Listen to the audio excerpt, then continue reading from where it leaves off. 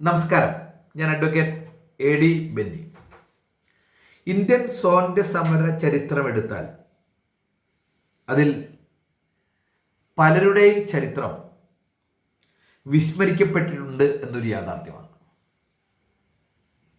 എന്തുകൊണ്ടാണ് സംഭവിച്ചതെന്ന് ചോദിച്ചു കഴിഞ്ഞാൽ അത് ചരിത്രത്തിന് പറ്റിയ തെറ്റായിരിക്കാം, അല്ലെങ്കിൽ ചരിത്രം എഴുതിയ ആളുകളുടെ അശ്രദ്ധയായിരിക്കാം, അല്ലെങ്കിൽ മനഃപൂർവ്വമുള്ള തമസ്കരണമായിരിക്കാം. വളരെ ശ്രദ്ധേയമായ രീതിയിൽ ഇന്ത്യൻ സ്വാതന്ത്ര്യ സമരത്തിൽ വർദ്ധിച്ച പല ആളുകളെ പോലും ചരിത്രം വർജിച്ചിരിക്കുന്നു എന്നാണ് യാഥാർത്ഥ്യം. അവരെ തിരിച്ചു പിടിക്കുക എന്നത് അനിവാര്യമാണ്. ഇന്ത്യൻ സ്വാതന്ത്ര്യ സമരത്തെ സംബന്ധിച്ച് രണ്ട് മുഖങ്ങളുണ്ടായിരുന്നു. ഒന്ന് അഹിംസയുടേതായ മുഖം, മറ്റൊന്ന് വിപ്ലവത്തിൻ്റെതായ മുഖം. സ്വാഭാവികമായിട്ടും അഹിംസയുടെ മുഖത്തിനാണ് പലപ്പോഴും പ്രാധാന്യം ലഭിക്കുകയുണ്ടായത്. ഒരുപക്ഷെ വിപ്ലവത്തിൻ്റെ ആ തീവ്രത കൊണ്ടായിരിക്കാം ബ്രിട്ടീഷുകാർ ഇന്ത്യ ഉപേക്ഷിച്ച് പോയതെങ്കിലും അഹിംസാ സമരമാണ് ഇന്ത്യയെ സ്വാതന്ത്ര്യത്തിലേക്ക് നയിച്ചത് എന്ന വലിയൊരു വാദം ഇവിടെ നിലനിൽക്കുന്നുണ്ട്. അതിൽ ഏതാണ് ശരി, ഏതാണ് തെറ്റ് എന്നത് കൃത്യമായ വിശകലനങ്ങൾ ഇനിയും നടക്കേണ്ട ഒരു പശ്ചാത്തലം അതിനുണ്ട് എന്നത് കൂടി നമ്മൾ പറയേണ്ടതുണ്ട്. ഇവിടെ വിസ്മരിക്കപ്പെട്ട ഒരു വിപ്ലവകാരിയുടെ കഥയാണ് ഇവിടെ പറയുന്നത്. അത് മറ്റാരുമല്ല, അബാദ് ബിഹാരി. ഒരുപക്ഷെ ഇന്ത്യൻ ചരിത്രം എടുത്തു കഴിഞ്ഞാൽ, സ്വാതന്ത്ര്യ സമര ചരിത്രം എടുത്തു കഴിഞ്ഞാൽ, ബന്ധപ്പെട്ട മേഖലകളിലൊക്കെ തന്നെ പരിശോധിച്ചാലും ഇപ്രകാരമുള്ളൊരു പേർ കണ്ടെത്തുക എന്നത് പോലും ബുദ്ധിമുട്ടായിരിക്കും എന്നത് കൂടി നമ്മൾ പറഞ്ഞു വയ്ക്കേണ്ടതുണ്ട്. പക്ഷേ അദ്ദേഹം തൂക്കിലേറ്റപ്പെട്ട ഒരു വ്യക്തിത്വമായിരുന്നു. സ്വാതന്ത്ര്യ സമരത്തിൽ പങ്കെടുത്തുകൊണ്ട്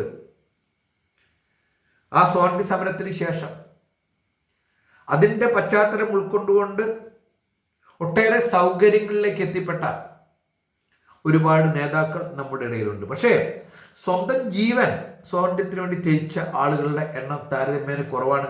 അത്തരത്തിലുള്ള ആളുകൾ അപ്രസക്തരാകുമ്പോൾ സ്വാഭാവികമായിട്ടും അത് തിരിച്ചറിയപ്പെടുകയും അവരെ മുന്നിലേക്ക് കൊണ്ടുവരികയും ചെയ്യേണ്ടത് അനിവാര്യമായ ഒരു സംഗതിയാണ്. അബാദ് ബിഹാരി ജനിക്കുകയുണ്ടായത് 1889 ഡൽഹിയിലായിരുന്നു അദ്ദേഹത്തിൻ്റെ ജന്മം.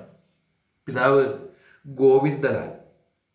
പിതാവ് അദ്ദേഹത്തെ സ്വാതന്ത്ര്യ സമരത്തിലേക്കുള്ള വാഞ്ച പുലർത്തുന്നതിന് വേണ്ടിയുള്ള വലിയ പരിശ്രമങ്ങൾ ചെയ്തു എന്നത് കൂടി നമ്മൾ മനസ്സിലാക്കി പോകേണ്ട ഒരു സംഗതിയാണ്. ഒരു രാഷ്ട്രത്തിൽ അത് സ്വതന്ത്രമായി നിൽക്കേണ്ടതിൻ്റെ അനിവാര്യത, സ്വാതന്ത്ര്യമില്ലാത്ത ഒരവസ്ഥയിൽ ഉണ്ടാകുന്ന വിഷയങ്ങളെല്ലാം തന്നെ കൃത്യമായ രീതിയിൽ കുട്ടിയായിരിക്കുമ്പോൾ തന്നെ അദ്ദേഹത്തെ പറഞ്ഞു പഠിപ്പിക്കുവാൻ പിതാവ് ഗോവിന്ദലാലിന് കഴിഞ്ഞിരുന്നു എന്നത് കൂടി നമ്മൾ മനസ്സിലാക്കേണ്ട ഒരു സംഗതിയാണ്. ഒരുപക്ഷെ ഗോവിന്ദലാൽ നൽകിയ ഊർജമായിരിക്കാം അബാദ് ബിഹാരിയെ ഒരു വലിയ വിപ്ലവകാരിക്ക് മാറ്റിയത് എന്നത് കൂടി ഇതിനോടൊപ്പം ചേർത്ത് വായിച്ചു പോകേണ്ട ഒന്നാണ്. അബാദ് ബിഹാരി ഒരു അധ്യാപകനായിരുന്നു, അതോടൊപ്പം തന്നെ ദേശീയവാദിയായിരുന്നു, അതുപോലെ തന്നെ വിപ്ലവ പ്രവർത്തനങ്ങളിൽ പങ്കെടുക്കുന്നതിന് വേണ്ടിയുള്ള ആത്മാർത്ഥമായ ശ്രമം നടത്തിയിരുന്ന ഒരു വ്യക്തിയായിരുന്നു. ബ്രിട്ടീഷ് ഭരണത്തിനെതിരെ അതിശക്തമായി നിലകൊണ്ട ഒരു വ്യക്തിത്വം കൂടിയായിരുന്നു എന്നത് കൂടി നമ്മൾ ചേർത്ത് മനസ്സിലാക്കേണ്ട ഒരു സംഗതിയാണ്. അതിൻ്റെ ഭാഗമായി അദ്ദേഹം റവല്യൂഷണറി പാർട്ടിയിൽ അംഗമായിരുന്നു.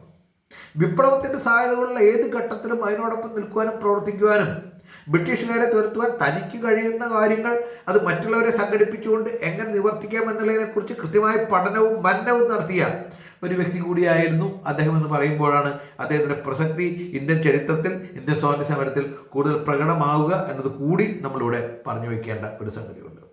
അദ്ദേഹം ലിബർട്ടി എന്ന പേരിൽ, അതായത് സ്വാതന്ത്ര്യം എന്ന പേരിൽ ലഘുലേഖകൾ പ്രസിദ്ധീകരിച്ചിരുന്നു. അതുമായി ബന്ധപ്പെട്ടുള്ള പുസ്തകങ്ങൾ പ്രചരിപ്പിച്ചിരുന്നു.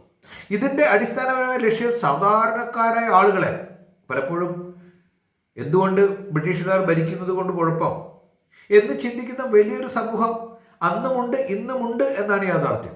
അത്രയ്ക്കും അടിമത്ത മനസ്ഥിതിയിലേക്ക് നമ്മൾ മാറിയിരിക്കുന്നു. അപ്പോൾ ഇപ്രകാരമുള്ള അടിമത്ത മനസ്ഥിതിയിലേക്ക് മാറുന്ന ആളുകളെ സ്വരാഷ്ട്രവാദവുമായി ബന്ധപ്പെട്ടുകൊണ്ട് അവരെ സമൂഹത്തിൻ്റെ മുഖ്യധാരയിലേക്ക് കൊണ്ടുവരികയും ദേശീയ വാദത്തിൽ ഉയർന്നു നിന്നുകൊണ്ട് ബ്രിട്ടീഷുകാർക്കെതിരെ പടപൊരുതുവാനുള്ള ആശയും ആവേശവും പകരുക എന്നത് വലിയ പ്രധാനപ്പെട്ട ഒരു സംഗതിയായിരുന്നു. അതിനുവേണ്ടി ആത്മാർത്ഥമായി ശ്രമിക്കുവാൻ അബാദ് ബിഹാരിക്ക് ഒട്ടും മടിയുണ്ടായില്ല. അതിന് തൻ്റെ ജീവൻ ബലി കൊടുക്കുവാൻ പോലും അദ്ദേഹം തയ്യാറാണെന്ന് മുന്നേ തന്നെ അദ്ദേഹം പ്രഖ്യാപിക്കുകയുണ്ടായി എന്നത് കൂടി നമ്മൾ ഇതിനോടൊപ്പം ചേർത്ത് മനസ്സിലാക്കേണ്ട ഒരു സംഗതിയാണ്. അദ്ദേഹത്തെ സംബന്ധിച്ച് അദ്ദേഹത്തിൻ്റെ പ്രവർത്തനങ്ങൾ, പല രീതിയിലുള്ള പ്രവർത്തനങ്ങൾ ഇതുമായി ബന്ധപ്പെട്ട് അദ്ദേഹം സംഘടിപ്പിക്കുകയുണ്ടായി. ജനങ്ങളിൽ ദേശീയവാദം പുലർത്തുക എന്ന കൃത്യമായിട്ടുള്ള ലക്ഷ്യത്തോടു കൂടി ആയിരുന്നു അദ്ദേഹത്തിൻ്റെ പ്രവർത്തനം. പ്രത്യേകിച്ചും ഇതുമായി ബന്ധപ്പെട്ടുകൊണ്ട് റാഷ് ബിഹാരി ബോസുമായി സഹകരിച്ച് പ്രവർത്തിക്കാൻ അദ്ദേഹത്തിനായി എന്നത് കൂടി നമ്മൾ ചേർത്ത് മനസ്സിലാക്കേണ്ട ഒരു സംഗതിയാണ്. ആ കാലഘട്ടത്തിലെ യഥാർത്ഥ വിപ്ലവത്തിൻ്റെ ഒരു ഒരു ഒരു സൈദ്ധാന്തികനായിരുന്നു റാഷ് ബിഹാരി ബോസ് എന്ന് പറയേണ്ടതുകൊണ്ട് ആ റാഷ് ബിഹാരി ബോസിനെ പിന്തുടരുവാനും റാഷ് ബിഹാരി ബോസിനോടൊപ്പം പ്രവർത്തിക്കാനുമുള്ള അദ്ദേഹത്തിന് ലഭിച്ച അവസരം അത് വലിയ രീതിയിൽ ഇന്ത്യൻ സ്വാതന്ത്ര്യ സമരത്തെ സ്വാധീനിച്ച ഒന്നായിരുന്നു എന്നത് കൂടി നമ്മൾ കാണേണ്ട ഒരു സംഗതിയാണ്. 1912 ഡിസംബർ 23 ഡൽഹി ഗൂഢാലോചന കേസ് എന്ന ആ ഒരു ആക്രമണം ഉണ്ടാവുകയുണ്ടായത്.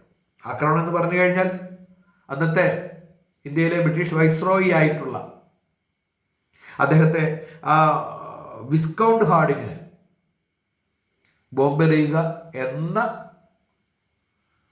ഒരു വിഭാഗം ആളുകളുടെ പ്രവർത്തനത്തിൻ്റെ ഭാഗമായിരുന്നുകൊണ്ട് പ്രവർത്തിക്കുവാൻ അദ്ദേഹത്തിന് കഴിഞ്ഞു എന്നത് ശ്രദ്ധേയമായ ഒരു സംഗതിയാണ്.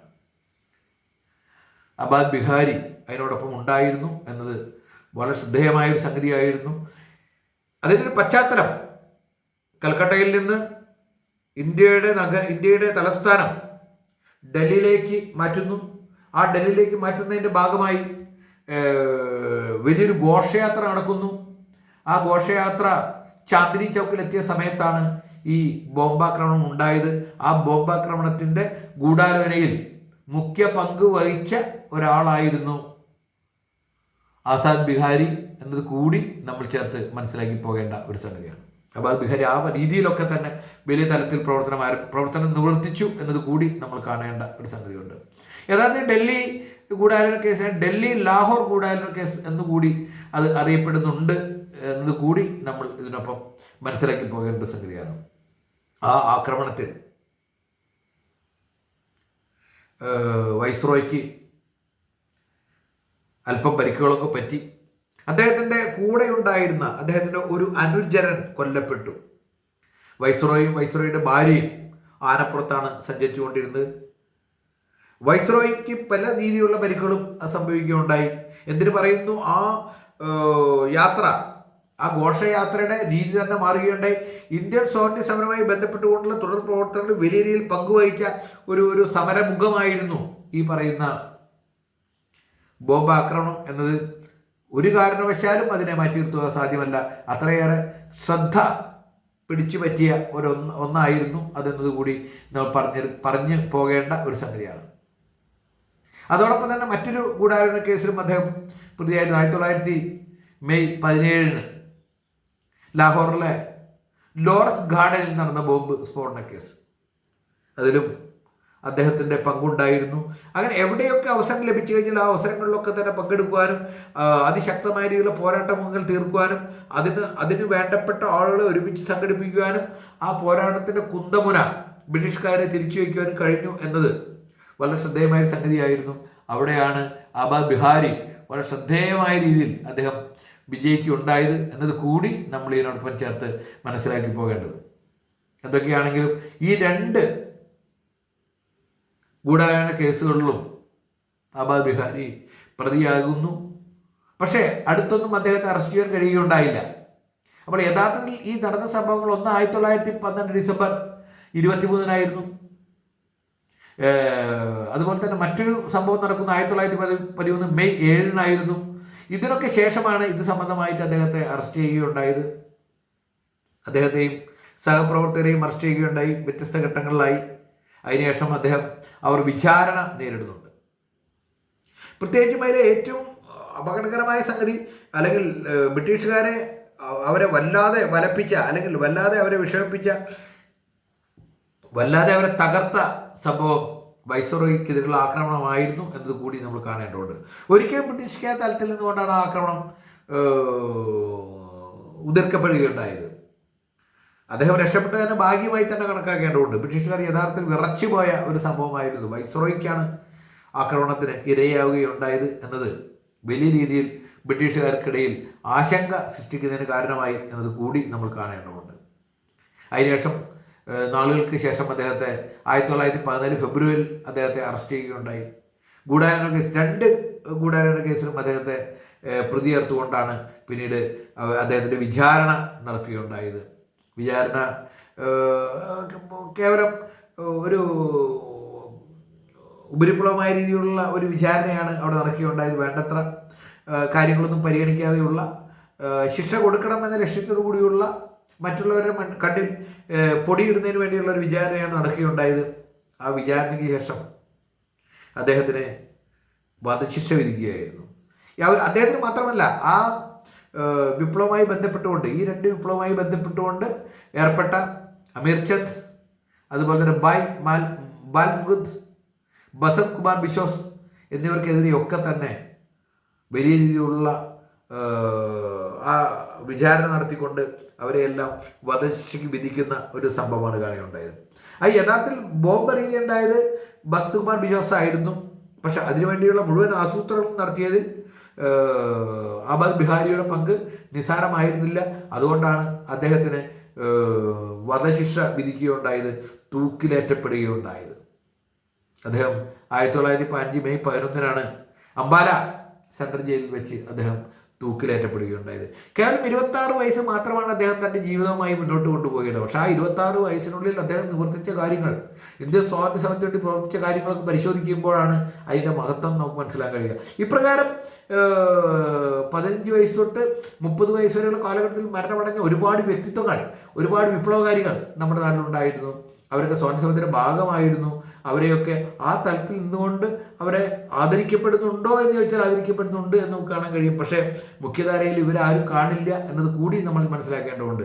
ഒരു വിപ്ലവത്തിൻ്റെ ചാലകശക്തിയായി മാറിക്കൊണ്ട് സമൂഹത്തെ ഒരു പാതയിലേക്ക് കൃത്യമായ ആ അടിമത്തത്തിനെതിരെ പോരാടുവാൻ പ്രേരിപ്പിച്ച ഇത്തരത്തിലുള്ള കഥാപാത്രങ്ങളാണ് യഥാർത്ഥത്തിൽ ഇന്ത്യക്കാരൻ്റെ ഉശിര് കാക്കേണ്ടത് എന്നത് കൂടി നമ്മൾ പറഞ്ഞു വയ്ക്കേണ്ടതുണ്ട്. പലപ്പോഴും അഹിംസാ സിദ്ധാന്തം നല്ലത് തന്നെ, പക്ഷേ അവിടെ പ്രചോദിതരല്ലാത്ത ഒരു വിഭാഗം ആളുകളെ സൃഷ്ടിക്കുന്നതിന് അത് കാരണമാകുന്നുണ്ട് എന്നത് കൂടി നമ്മൾ ചിന്തിക്കേണ്ടതുണ്ട്. തെറ്റുകളെ ചൂണ്ടിക്കാട്ടുവാൻ കഴിയാത്ത, എന്തു സഹിക്കാൻ കഴിയുന്ന ആ തലത്തിലേക്കുള്ള ഒരു ചിന്താബോധം അപ്രകാരമുള്ള സമരീതിയിൽ നിന്ന് ഉരുത്തിരിയും എന്ന കാര്യത്തിൽ സംശയമില്ല. അതുകൊണ്ട് തന്നെ ഇത്തരത്തിലുള്ള വിപ്ലവകാരികൾ ഉയർത്തിയ ആ ഒരു പ്രവർത്തന മണ്ഡലമാണ് നമ്മുടെ ആളുകളുടെ ഇടയിൽ അത് കൂടുതൽ ദൃഢമായി കൊണ്ടുപോകേണ്ടത്. അതിൻ്റെ അടിസ്ഥാനപരമായ കാരണം അപ്രകാരമുള്ള ഒരു ജനതയെ സൃഷ്ടിച്ചെടുത്തില്ലെങ്കിൽ എല്ലായിടത്തും ഒത്തുതീർപ്പിനും അതുപോലെ തന്നെ അഴിമതിക്കും വിധേയരായിക്കൊണ്ട് ഇതിനൊന്നും ചോദ്യം ചെയ്യാൻ കൽപ്പില്ലാത്ത ഒരു ജനാധിപത്യ സമൂഹത്തെ ആയിരിക്കും അവിടെ ലഭിക്കുക. ജനാധിപത്യം എന്ന് പറയുമ്പോൾ ജനങ്ങളുടെ ആധിപത്യം അവിടെ നിർവഹിക്കപ്പെടണം. അവിടെ ഓരോ മനുഷ്യനും നീതി ലഭ്യമാക്കണം. പക്ഷേ ആ നീതി ഒന്നും ലഭ്യമല്ലാത്ത ഒരവസ്ഥയിലേക്ക് ഇതിനെ കൊണ്ടുപോകുന്നതിന് ഇത് കാരണമാകും എന്നത് കൂടി നമ്മൾ ചിന്തിക്കേണ്ടത്. അവിടെയാണ് അപ്രകാരമുള്ള ആബാദ് ബിഹാരിമാർ നമുക്ക് അനിവാര്യമാകേണ്ടത് എന്നത് കൂടി നമ്മൾ ചേർത്ത് മനസ്സിലാക്കേണ്ടത്. ഒരു മണ്ണിൻ്റെ പുത്രൻ എന്ന രീതിയിൽ വിശേഷിപ്പിക്കാനാവുന്ന ഒരു കഥാപാത്രമായിരുന്നു അദ്ദേഹം എന്നത് കൂടി മനസ്സിലാക്കേണ്ടത്. ഇവർക്കെല്ലാവർക്കും, ഈ സമരത്തിൽ പങ്കെടുത്ത ആളുകൾക്കൊക്കെ തന്നെ, ഈ സമരത്തിൽ പങ്കെടുത്തില്ലെങ്കിൽ തന്നെ വലിയ രീതിയിൽ ആ കാലഘട്ടത്തിലെ ഏറ്റവും സുഖം അനുഭവിച്ച് ജീവിക്കാൻ കഴിയുന്ന അവസ്ഥ സംജാതമായിട്ടുള്ള ആളായിരുന്നു.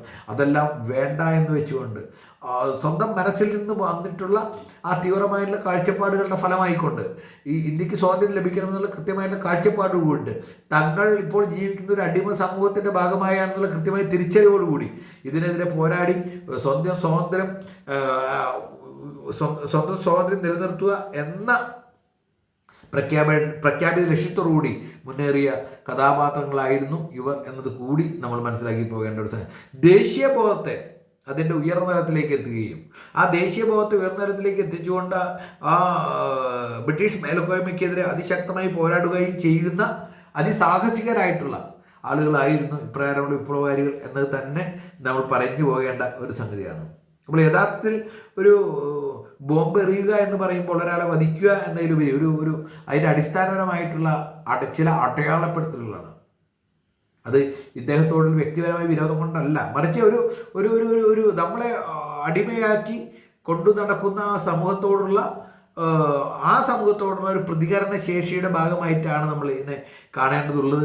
യഥാർത്ഥത്തിൽ ഇന്ത്യൻ സ്വാതന്ത്ര്യ സമരത്തിൻ്റെ ചാലകശക്തിയായി ഇതെല്ലാം പ്രവർത്തിച്ചു എന്നത് കൂടി നമ്മൾ ഉൾക്കൊണ്ടു പോകേണ്ട സംഗതിയാണ്. അത് ഉൾക്കൊണ്ടു പോയില്ലെങ്കിൽ അത് നമ്മുടെ സമൂഹത്തോട് ചെയ്യുന്ന ഒരു പാതകമായിരിക്കും എന്നത് കൂടി നമ്മൾ കാണേണ്ടതുണ്ട്. ഇത്തരത്തിലുള്ള കഥാപാത്രങ്ങളെ, ആബാദ് ബിഹാരിയെ പോലുള്ള കഥാപാത്രങ്ങളെ നമ്മുടെ ചരിത്രത്തിൽ നിന്ന് ഒളിപ്പിച്ചു വെക്കുക എന്നത് അത് മനഃപൂർവ്വമല്ലാതായിരിക്കാം. പക്ഷേ ഇപ്രകാരമുള്ള ആൾ ഒളിപ്പിച്ചു വെക്കുക എന്ന് പറഞ്ഞു കഴിഞ്ഞാൽ അത് സമൂഹത്തോട് ചെയ്യുന്ന ഒരു തെറ്റാണ് എന്ന് തന്നെ പറയേണ്ടതുണ്ട്. ചുരുങ്ങിയ കാലം ജീവിച്ചുകൊണ്ട് വിപ്ലവത്തിൻ്റെ കൃത്യമായ അടയാളപ്പെടുത്തൽ നടത്തിക്കൊണ്ട് ഒട്ടും ഭയമില്ലാതെ നിർഭയനായി പോരാടുവാൻ ശേഷി കാട്ടിയിട്ടുള്ള ഒരു കഥാപാത്രമായിരുന്നു ആബാദ് ബിഹാരി എന്നത് കൂടി നമ്മൾ ചേർത്ത് മനസ്സിലാക്കേണ്ടതുണ്ട്. വിപ്ലവം തൻ്റെ ചെറുപ്പത്തിൽ തന്നെ തൻ്റെ ശിരസിലടിച്ചുകൊണ്ട് തൻ്റെ സമൂഹത്തിലുണ്ടാകുന്ന ഇപ്രകാരമുള്ള ആ അടിമത്തത്തിൻ്റെ ഭാഗമായിട്ടുള്ള വിധി വൈപരീത്യം എന്ന് വേണമെങ്കിൽ പറയാവുന്ന തരത്തിലുള്ള തെറ്റായ സ്വന്തം ജീവിത നിലവാരം, ജീവിത മാർഗം പോലും കണ്ടെത്താൻ കഴിയാതെ വരുന്ന ഒരു ഭാരതീയനെ സംബന്ധിച്ചിടത്തോളം ഇത്തരത്തിലുള്ള കഥാപാത്രങ്ങൾ തീർച്ചയായിട്ടും അവന് ആവേശം പകരുക തന്നെ ചെയ്യും എന്നത് കൂടി നമ്മൾ കണ്ട് മനസ്സിലാക്കി പോകേണ്ട ഒരു സംഗതിയാണ്. ഒരു വിപ്ലവകാരി എന്താണെന്ന് ചോദിച്ചാൽ അതിൻ്റെ ഉത്തരമായി ആബാദ് ബിഹാരിയെ നമുക്ക് ചൂണ്ടിക്കാട്ടാൻ കഴിയും. അങ്ങനെ ചൂണ്ടിക്കാട്ടുന്നതിൻ്റെ അടിസ്ഥാനപരമായ കാരണം മറ്റൊന്നുമല്ല, അദ്ദേഹം ചെയ്തിട്ടുള്ള നിർഭയമായ നിലപാടാണ് എന്നത് കൂടി നമ്മൾ കണ്ടറിയേണ്ടതുണ്ട്. മരണത്തെ വരിക്കുവാൻ തൂക്കിലേറ്റപ്പെടുമ്പോഴും പുഞ്ചിരിച്ചുകൊണ്ട് ബ്രിട്ടീഷ് ഭരണകൂടത്തിന് അതിശക്തമായി ശബ്ദിച്ചുകൊണ്ട് മുന്നോട്ട് പോയ വ്യക്തിത്വമായിരുന്നു ആബാദ് ബിഹാരി. അവിടെ തൻ്റെ ജീവൻ എന്നതിനെക്കുറിച്ച് അദ്ദേഹം ഒട്ടും ചിന്തിച്ചില്ല. മറിച്ച് ഒരു സമൂഹത്തിൻ്റെ നിലനിൽപ്പ്, ആ സമൂഹത്തിൻ്റെ സ്വാതന്ത്ര്യ ആവേശം ഇതെല്ലാം നിലനിർത്തുക എന്നതിനെക്കുറിച്ചായിരുന്നു അദ്ദേഹം ധീരമായി ചിന്തിക്കുകയുണ്ടായത്. ആ ധീരമായ ചിന്തയുടെ ഭാഗമായി കൊണ്ടാണ് അദ്ദേഹം തൂക്കിലേറ്റപ്പെടുകയുണ്ടായത്. ആ തൂക്കിലേറ്റപ്പെട്ടതിന് വേണ്ടത്ര പ്രതിഫലം അദ്ദേഹത്തിന് ലഭിക്കേണ്ടതുണ്ട്. അത് ലഭിക്കുക എന്ന് പറഞ്ഞു കഴിഞ്ഞാൽ അതിൻ്റെ അർത്ഥം അത്തരത്തിലുള്ള കഥാപാത്രങ്ങളെ സമൂഹത്തിൻ്റെ മുമ്പിലേക്ക് തിരിച്ചു പിടിക്കുവാനുള്ള ബാധ്യത ഇന്നത്തെ ഭരണകൂടത്തിനുണ്ട് എന്നത് കൂടി നമ്മൾ കണ്ട് മനസ്സിലാക്കി പോകേണ്ട ഒരു സംഗതിയാണ്. തീർച്ചയായിട്ടും അദ്ദേഹം ചില അടയാളപ്പെടുത്തലുകൾ ഇന്ത്യൻ സ്വാതന്ത്ര്യമുഖത്ത് നടത്തിയിട്ടുണ്ട് എന്ന കാര്യത്തിൽ ആർക്കും സംശയമില്ല. തീർച്ചയായിട്ടും അദ്ദേഹത്തിൻ്റെ പ്രവർത്തനങ്ങളെ നമുക്ക് മാനിക്കാം, അദ്ദേഹത്തിന് പ്രണാമം അർപ്പിക്കാം. ഏവർക്കും ആശംസകൾ നേരുന്നു. നന്ദി, നമസ്കാരം, ജയ് ഹിന്ദ്.